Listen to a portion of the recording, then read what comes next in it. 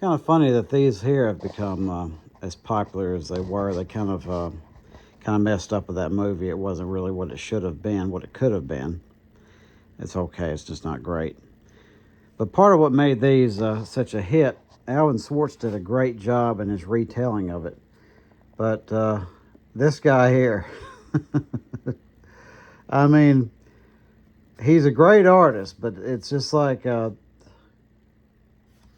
Stephen, are you okay? What, how, what kind of art style is that? But these are worth having.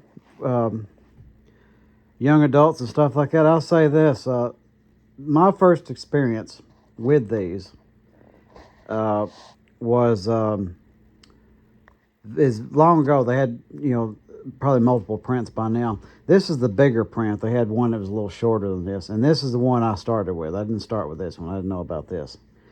Some book fair or something, which I hope they still have for the kids, but I don't know. I don't have kids, so I don't know.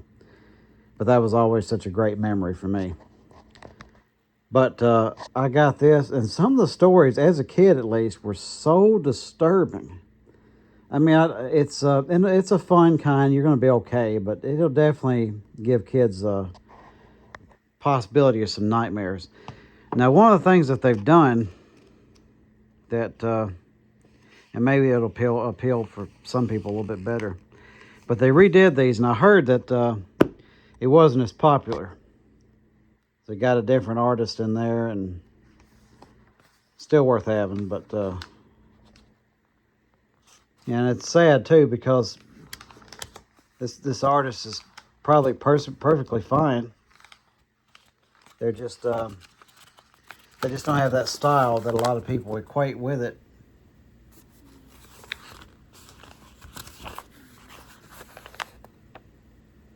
Yeah, it's a good artist.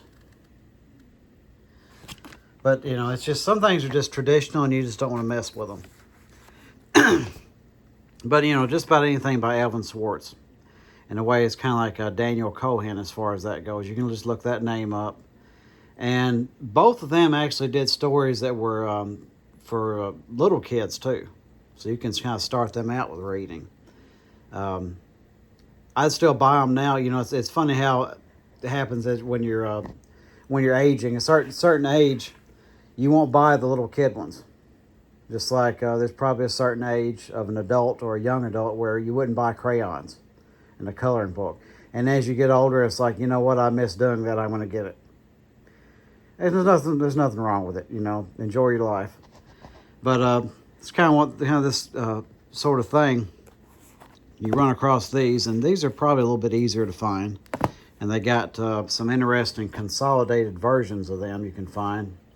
If you don't necessarily have to find them from some expensive something or other, you can go to eBay, and they kind of have like a big book that has all of them in it, and I'm sure it has all the artwork as well. But definitely look that up for yourself or young adults. I don't know about real little kids. I mean, I can speak for myself, but part two right there as a little kid, parts of it is very unsettling. And I think I remember, so you know the computer back then. I remember finding this one and just seeing this as a cover, and I was like, nope. It's definitely, it's a lot of fun. I missed that as a kid, and definitely wouldn't want any other kid to miss it.